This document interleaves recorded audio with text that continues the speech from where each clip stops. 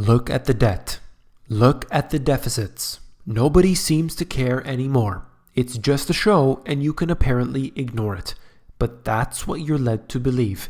Since the financial crisis apparently ended, there has been a sense of forgetfulness and amnesia present in the world, and all of that arrogance or ignorance will come back with a vengeance. You came here for the truth, so let me unveil that for you. Today we are going to look at so many economic indicators. I've jam-packed this all in. There's way too much. I'm going to cover it as quickly and concisely as I possibly can. Let's get on it right away. Feds collect a record individual income tax through March, still run $600 billion in deficits. This is something that I have covered since the beginning of this YouTube channel in 2011. I have been showing you that it is consistently, month after month after month on average, been the same situation. Record taxes in, and then a serious deficit, if not record level deficits. And this doesn't change.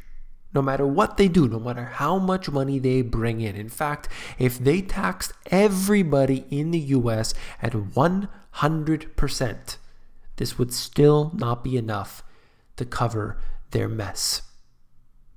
Take a look at this chart form here. Individual income taxes set record throughout March. This is going back from 1977 up until present day, and you can see for yourself. There are changes, but the overall trajectory is onward and upward, and it's not a good sign for the general outlook of the US when you encounter more and more and more debt. And I'll show you why. Because it's not just a number that's increasing. It's not just the fact that you can always get more money. If you tax people too much, well, you can print the money. You can get it from foreigners and so on. Let me show you why. But first I want to cover this. Federal government outlays. Look how much money the federal government spends. Look how much money they take in from their taxes. And then you have to understand, where is all of this money going? Why are they spending so much month after month after month? Well, you can see here, receipts, outlays, and surplus deficit for March 2018, and then for fiscal year 2018. So you will see where that money is going, whether it is coming in through income taxes, whether we are looking at the so-called defense budget, Social Security. You can see that over the course of the year, looking at $500 billion for Social Security, Medicare, almost as big. And this right here is something interesting. Interest on the debt, $166 billion. Okay? It's actually a lot more than that. Look at this. US budget deficit.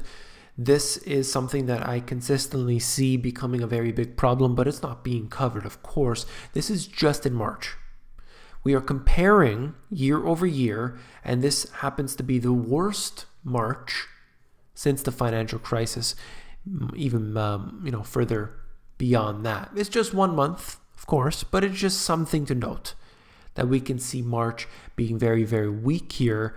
Historically, we haven't seen to this level in a very long time. Federal debt held by the public. This is a percentage of the GDP, okay? You can see where it has gone since the financial crisis. It dramatically increased. The GDP has risen, but ultimately when you look at it, the GDP, a fictional number to begin with, but even that, we can see that the debt has gone incredibly far when you look at that.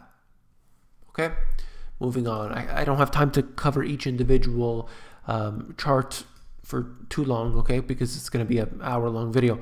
Federal government expenditures, interest payments, okay? So number one, we can see that in the short term, we have seen a rapid increase, okay? But in a longer term scenario, just take it from the year 2000, take it from the financial crisis, doesn't matter. We can see that this has dramatically increased short period of time. What are we looking at? Interest payments on the debt. Many people don't understand. They think that the debt is just a number that is totaling up. They have to pay interest on all of that debt. And there are some myths, truths that are being told that, don't worry, we owe it to ourselves. And this couldn't be further from the truth. You have to understand the way the financial system works at its core, and that is the Federal Reserve in the United States is ultimately the source of monetary creation. Yes, technically the Treasury is printing the actual dollars, but the Fed is controlling that. Okay? So when you look at this, the Fed is in control. They are the ones who dictate the money supply. They are the ones who ultimately are able to manipulate interest rates, the current money in circulation. They could dry up liquidity. They have the power to do all of that, okay? And in doing so, they basically give money out, print it, and it comes out. It's basically born, and that whole system runs on debt. Okay? It's all based on debt. And the average person has no idea what this is. The average individual, working as a financial planner, working as a, analyst or anything else in the financial realm, they don't understand this. They don't understand the severity of this. It's not just a number that's being added up. Debt is important because of who we owe it to. Average person, trust me, I'm talking about people in the financial world. They don't know about this and how it works and the importance of it. So of course, the truth doesn't make its way into the public because the average person who's supposedly educated on this topic doesn't know either. Debt issued by the Treasury. We're looking at this here, considering at about $20 trillion where it will go. Looking at 2028, going up to 30 trillion. There's no doubt about that. Look at where it was during Obama's presidency. Look at where it will be in the future. It has to rise. I think it actually may rise a lot faster than that the next time we have a crisis, but we'll see what happens. The struggle to maintain the standard of living. This is an excellent website. I've really talked them up before. They have some excellent charts. Some of the best charts I find are from Real Investment Advice, so you definitely want to check them out. There's a lot to cover here. I'm not going to get into it all, but definitely take a look at this if you need to pause the video. Indebtedness rises to replace falling wage growth in order to maintain current living standards. In one sentence, they just said what I've talked about probably 1,000 times, mixing my words.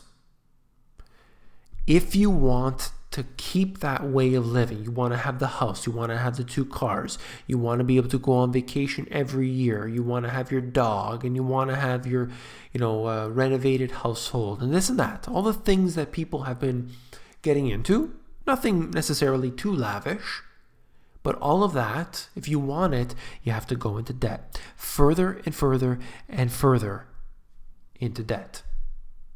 Only to maintain, not to get more than what you had 20 years ago, just to maintain it. So this chart shows us that. It's excellent, okay? Rising wages leads to higher consumption without increasing level of indebtedness. We don't experience, as far as I'm concerned, the actual rising wages. If we did, it would be excellent. Excellent. But we don't see that. We really don't. And that's truly unfortunate. Along with this, which I'll show you in a moment, is the fact that savings are down considerably. Savings basically are slim to none for the average person. Look, if you're in the top 10%, you got some savings. You got your retirement accounts that will be evaporated one day. Maybe you have some real investments in there mixed in, hopefully, and that's a good thing. Okay, you're part of the top 10%, but basically the bottom 90% doesn't have any money saved. So if you, let's say, total the amount of money saved, you can see some there. But if we just take the bottom 90% of people, they've got nothing. They've got nothing, really. All right. And by the way, it's hard to tell here, but the wages year-over-year change, you can kind of see where this is heading on a downward slope. It might be hard for you, but essentially this direction. Don't go anywhere. Make sure you click on part 2 of this video. We are going to get into so much more information. Link is in the description. Take care.